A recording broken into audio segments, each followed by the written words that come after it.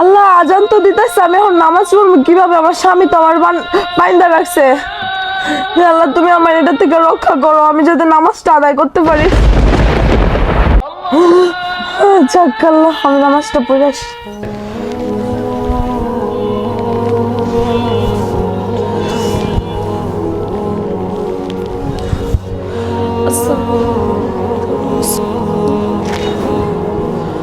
কিরে, তুই নামাজ পড়তেছিস কেন?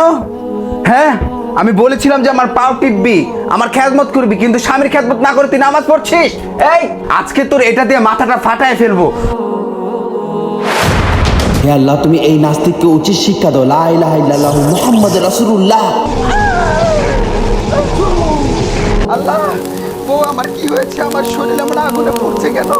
আমাকে আমার স্বামীরে মাফ করে দেন, আমার স্বামীর এই অবস্থা দেখে আমার অনেক খারাপ লাগতেছে। হে আল্লাহ, ওনাকে মাফ করে দাও, উনি ওনার ভুলটা বুঝতে পেরেছে। আল্লাহ, আমি ভালো হয়ে গেছি। ও আমাকে মাফ করে দাও, আর এরকম কাজ করব না। এখন থেকে 5 ওয়াক্ত নামাজ পড়বো, আর তোমাকে সম্মান দিয়ে কথা বলবো। ঠিক আছে স্বামী, চলেন আমরা আল্লাহর কাছে তওবা করি।